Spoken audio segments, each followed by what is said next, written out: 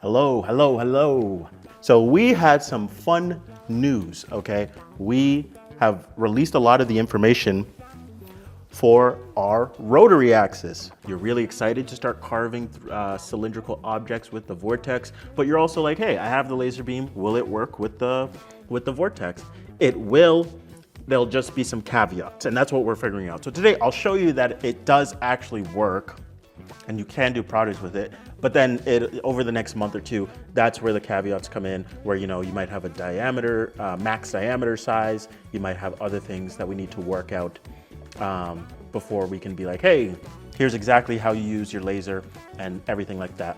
Yes, so this is gonna be a mashing of all the different things that we've been working on the back end, and this is just one of the more complex things you could do. You have 4 systems kind of running.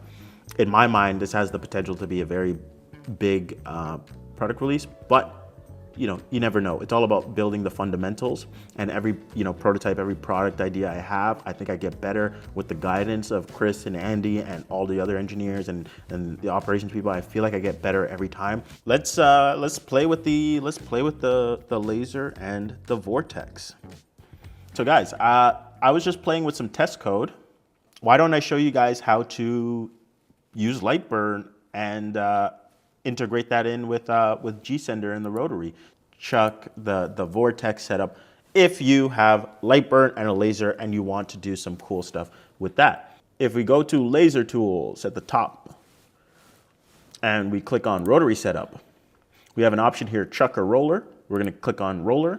We're going to make sure our Rotary is enabled.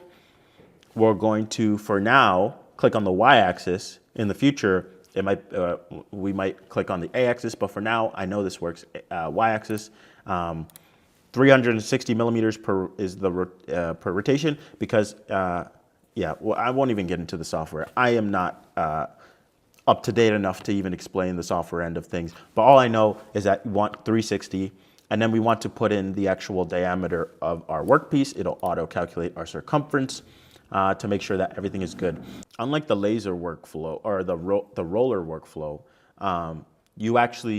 the software actually does need object diameter. So for the roller, you actually didn't need object diameter because it actually, like, it doesn't matter how big your object is as long as the software knows that if it's spinning 5 degrees, your object is spinning 5 degrees. Where with the chuck, you actually do need your object diameter. So if I was doing a different project, which I will, I'll be engraving this beautiful baseball bat. We bought this, or I got this beautiful baseball bat from our Vortex team. They made a couple of these and they look absolutely stunning. And I will be engraving their first name and initials, and I'll put by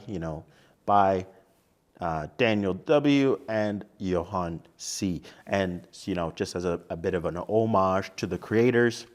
And yeah, so that's what we're going to be doing today. So when I'm doing this project, I already measured it and got the diameter that I need, which is just the stock stem right here.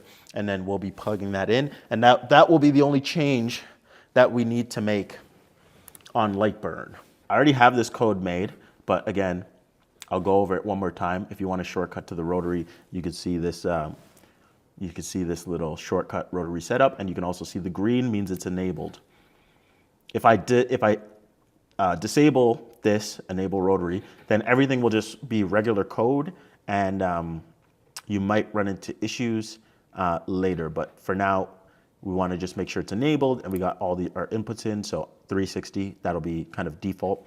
When you select Y-axis, you want to just click 360 or type in 360, and then for object diameter, 68.4. That's what I have behind me, and it'll auto-calculate circumference.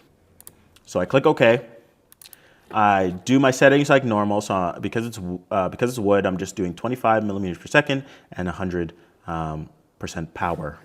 I've already saved this G code, but if you need a refresher, save G code, and then you just type in your file. You can always end your file with a .nc, so make sure that it saves correctly. Some people had issues where some of their files were saving as .gc. If that's happening, you can end the file name with .nc to force it to save as a .nc. Most people's Lightburn setup will just have it save automatically.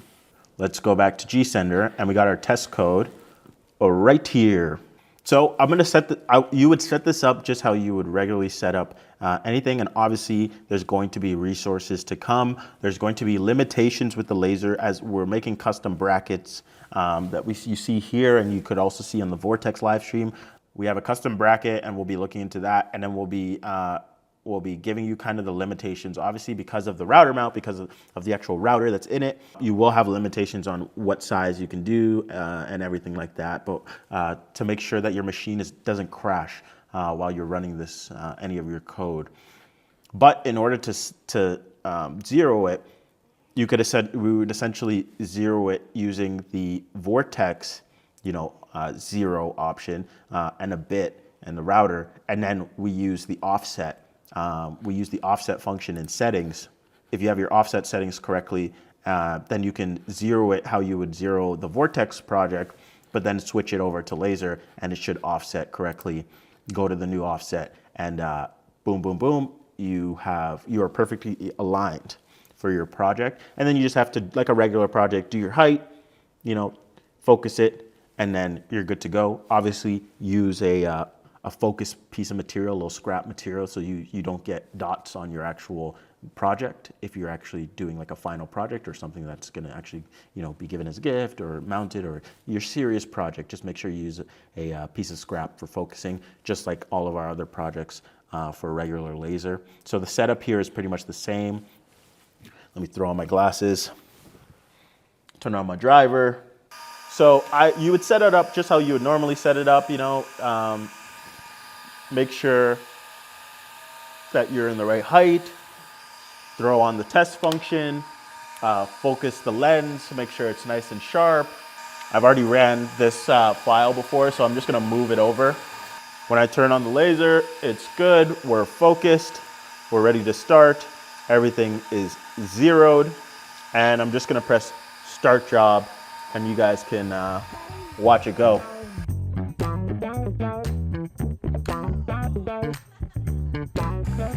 No, the G sender is controlling.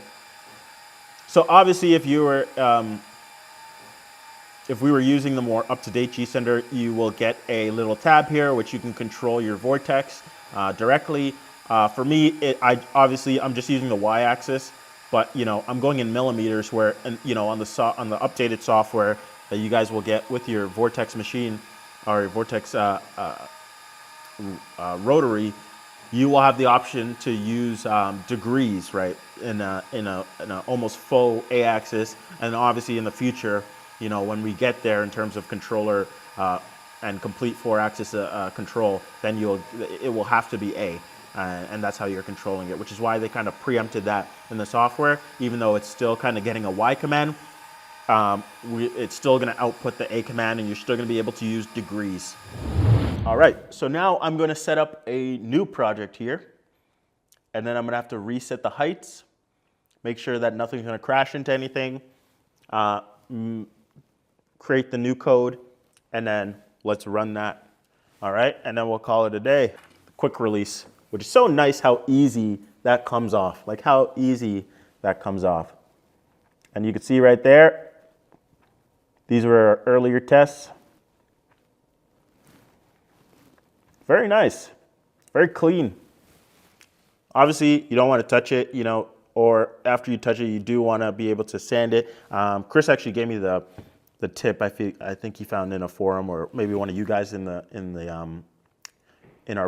forum on our website, is that if you use some alcohol, you can use that to clean. But obviously, maybe dab some alcohol to clean up the edges, or just give it a nice sand and then finish it.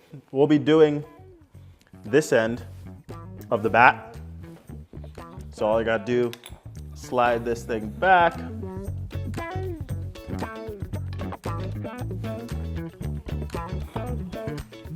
Just gotta make sure I'm getting the center here. I slide this thing in. There we go. And I'll lock it temporarily while I secure this right here.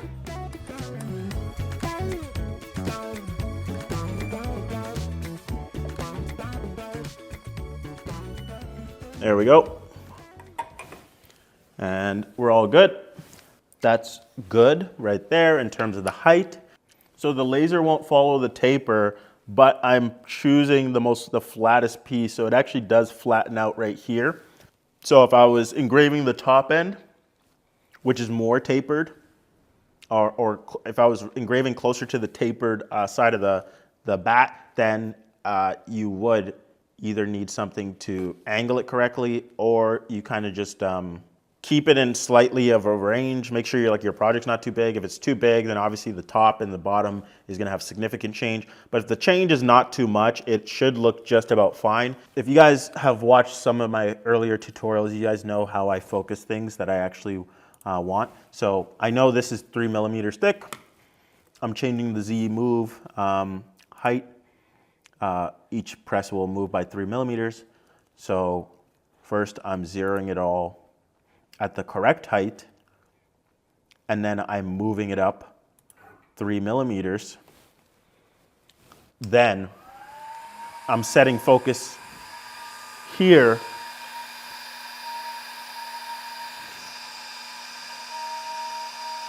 So when I turn it on, it doesn't burn my very nice material. Bing, bang, boom, we are all in focus. Turning the laser off. So our dimensions is 38 millimeters by 14 millimeter height. I'm gonna lock these dimensions, but I don't want the height to be too large. I know the diameter is around 25, so I'm gonna make this half the diameter. I'm gonna make the height about half the diameter, so I'm gonna make it 12.5. And that's all good. So I have it on fill, just like my last test, just with fancier text, a fancier font. I'm gonna leave my power the same, but remember, the one thing I do have to change, because we are using a chuck rotary, the Vortex chuck rotary, is I do have to change my diameter, and it is 25.6. The circumference will auto-populate. So our object diameter is correct. Rotary is enabled. We're on chuck. Text is all aligned. Speed and power is the same as our past project. Light burn could be skewing this because this visualizer isn't made for this type of code. So light burn might be skewing this. Everything looks good. I'm very nervous because I would like this to turn out nice for the boys, and it would be nice if they come in and get to see something cool like that. All right, are we good to go? Our laser is on. We tested the focus. We double checked our code. Everything should be working very well. Let's start this job, and yeah, let's start this job.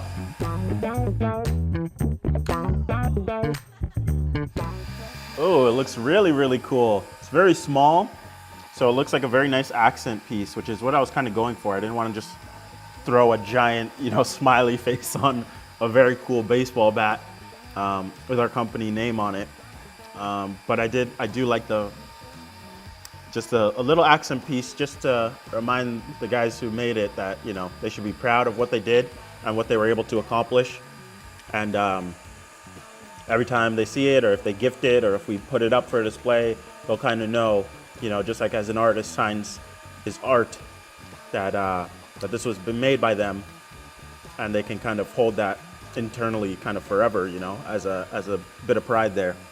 All right, that was nice and quick. So jobs like this, let's see it. Oh, let me blow up the big camera here.